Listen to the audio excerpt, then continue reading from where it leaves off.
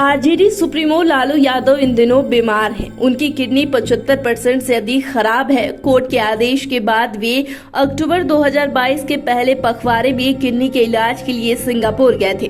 कहा जाता है कि सिंगापुर में किडनी ट्रांसप्लांट की बेहतर सुविधा है। हालांकि कोर्ट की वजह से ही लालू यादव फिलहाल किडनी जांच कराकर सिंगापुर से दिल्ली लौट आए हैं, लेकिन वे जल्द ही अपनी किडनी ट्रांसप्लांट कराने सिंगापुर जाएंगे। लेकिन सबसे बड़ी बात यह है कि लालू यादव को यह किडनी कोई और नहीं बल्कि उनकी बेटी रोहिणी आचार्य देंगी। ये जानकारी मीडिया में आते ही रोहिणी की चारों ओर प्रशंसा हो रही है। लोग कह रहे हैं बेटी हो तो ऐसी। बहुत से लोग तो गूगल पर सर्च भी कर रहे हैं कि कौन है रोहिणी आचार्य। तो ऐसे में आज हम 5 PM के 5 का तड़का में रोहिणी आचार्य के बारे में 5 पॉइंट में सब कुछ बताएंगे। सबसे पहले 5वें नंबर की बात करते हैं। यहाँ हम बात कर रहे हैं लालू यादव की बेटी रोहिणी आचार्य की। रोहिणी अपने पिता को किडनी डोनेट करेंगी। इसके बाद से ही वे सुर्खियों में हैं। बता दें कि लालू यादव की 9 संतानें हैं। इसे लेकर अक्सर विरोधी उन पर कमेंट्स भी करते रहते हैं, लेकिन लालू यादव ने कभी विरोधियों पर इसे लेकर पलटवार नहीं किया। लालू की 9 संतानों में 7 बेटियां और 2 बेटे हैं। दोनों ही बेटे तेज प्रताप यादव और तेजस्वी यादव सभी बेटियों से छोटे हैं। बाकी बेटियों में सबसे बड़ी डॉक्टर मिसा भारती हैं और सबसे छोटी बेटी राजलक्ष्मी है।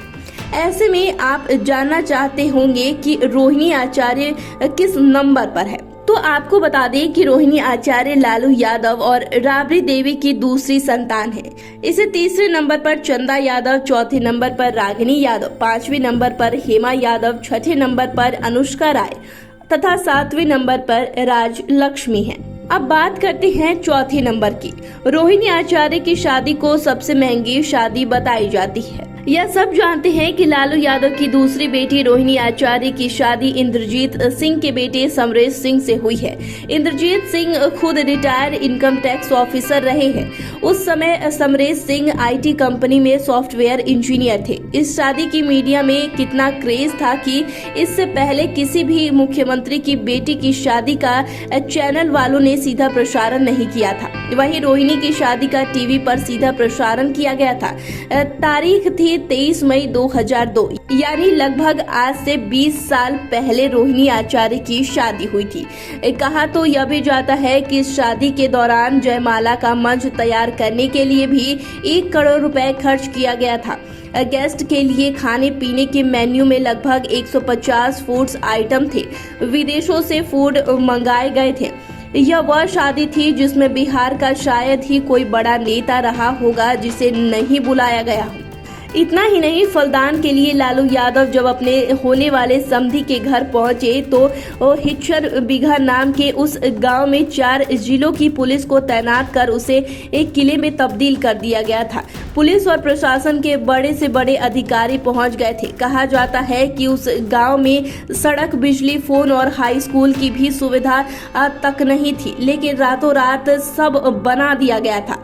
ये वो शादी थी जिसमें रोहिणी की ससुराल से मुख्यमंत्री आवास तक बिहार सरकार का हर महकमा लगा हुआ था। इस शादी में लगभग 25,000 अतिथि पहुंचे थे। इस शादी की चर्चा आज भी सियासी गलियारों में होती रही है और इसके जरिए विरोधी अब भी गाहे बिगाहे लालू यादव को घेरने की कोशिश करते हैं। तीसरे नंबर पर रोहिणी की पार्टी पॉलिटिक्स से जुड़ी बात करते हैं। दरअसल सिंगापुर में रहने के बाद भी रोहिणी की पैनी नजर बिहार पॉलिटिक्स पर रहती है। कोई भी विरोधी क्यों ना हो, वह ट्विटर और फेसबुक पर जबरदस्त ढंग से प्रहार करती है। उन्हें अपनी फैमिली पर हमला करना जरा भी बर्दाश्त नहीं होता है। वे कई दफे सुशील मोदी के बारे में ऐसे तंज कसती हैं कि पूछिए मत।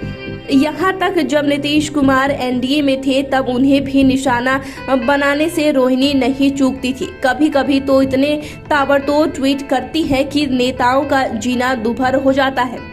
आप कह सकते हैं कि रोहिणी अपने परिवार से जुड़े हर मामलों पर विरोधियों को मुंहतोड़ जवाब देती हैं। जब जीतन राम मांझी NDA में थे तब उनकी बहू से रोहिणी का ट्विटर पर वार पलटवार खूब होता था। इतना ही नहीं, रोहिणी आचार्य बाकी नेताओं पर तो तंज कसती ही है, लेकिन सुशील मोदी पर किए गए हमले बेहद चर्चा में रहती है। इस लिस्ट में दूसरे नंबर पर बात करते हैं उनके सरकारी अस्पताल में जन्म लेने की, साथ ही डॉक्टरी की पढ़ाई की। तब बिहार का बंटवारा नहीं हुआ था। हालांकि एमबीबीएस की पढ़ाई के दौरान ही बिहार से झारखंड अलग हो गया था। बता दें कि झारखंड का बंटवारा वर्ष 2000 के नवंबर माह में हुआ था। दरअसल 1 जून 1979 को रोहिणी आचार्य का जन्म हुआ था। उस समय लालू यादव मुख्यमंत्री नहीं बने थे। हालांकि उनकी बिहार पॉलिटिक्स में जबरदस्त धाक थी। दरअसल रोहिणी के जन्म के समय लालू यादव बिहार विधानसभा में विपक्ष के नेता थे। इसके बाद भी जानकर आपको आश्चर्य होगा कितने बड़े ओहदे पर रहते हुए भी लालू यादव ने रोहिणी के जन्म के समय राबड़ी देवी को पीएमसीएच में एडमिट कराया था और रोहिणी का जन्म पीएमसीएच में हुआ था। बाद में रोहिणी ने पढ़ाई कर खुद डॉक्टर बन गई। हालांकि वे अपने पति के साथ घरेलू लाइफ जी रही हैं। वे पारिवारिक दायित्वों को देखते हुए डॉक्टरी पेशे में नहीं आई। रोहिणी ने जमशेदपुर के एमजीएम मेडिकल कॉलेज से एमबीबीएस की पढ़ाई की है। वे जब एमबीबीएस की पढ़ाई कर रही थी उसी समय उनकी शादी सॉफ्टवेयर इंजीनियर समरेश सिंह से हुई थी। अब बात करते हैं इस लिस्ट में शामिल पहले नंबर की। इतना कुछ जानने के बाद अब आप जरूर जानना चाहेंगे कि लालू यादव के परिवार में मैक्सिमम लोगों के नाम में यादव सरनेम लगा हुआ है। देखा जाए तो केवल मिसा भारती, अनुष्का और राजलक्ष्मी में इस सरनेम यादव नहीं लगा है। हालांकि अनुष्का में राय सरनेम लगा हुआ है जो कि यादव समाज से ही जुड़ा है। मिसा के बारे में कहा जाता है कि उनका जन्म उस समय हुआ था जब देश में इमरजेंसी लगी हुई थी। उस वक्त लालू आंतरिक सुरक्षा व्यवस्था अधिनियम यानी मिसा के तहत जेल में बंद थे। जब बेटी के जन्म की खबर जेल में पहुंची तो वहां बंद अन्य नेताओं ने कहा आप अपनी बेटी का नाम मिसा रख दे। इसके बाद उन्होंने बड़ी बेटी का नाम मिसा भारती रख दिया और छोटी बेटी राजलक्ष्मी के नाम के पीछे का वाक्य भी कुछ ऐसा ही है। दरअसल छोटी बेटी का जन्म उस समय हुआ था जब लालू यादव बिहार के मुख्यमंत्री बन चुके थे। तब कहा गया कि छोटी बेटी सत्ता सुख लेकर आई है।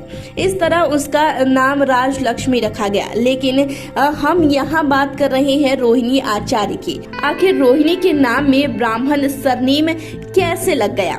इसके पीछे बताया जाता है कि रोहिणी का जन्म पीएमसीएच में हुआ था। उस समय वहां गायनी डिपार्टमेंट की हेड डॉक्टर कमला आचरी थी।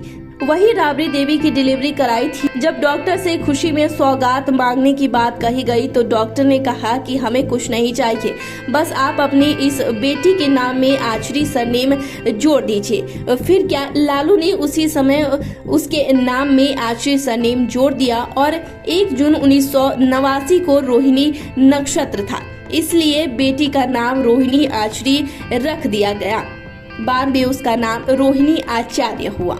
तो इस विषय में आप क्या राय रखते हैं हमें कमेंट कर जरूर बताएं। चैनल को सब्सक्राइब करें, फेसबुक पेज को लाइक करें। वीडियो देखने के लिए आपका शुक्रिया।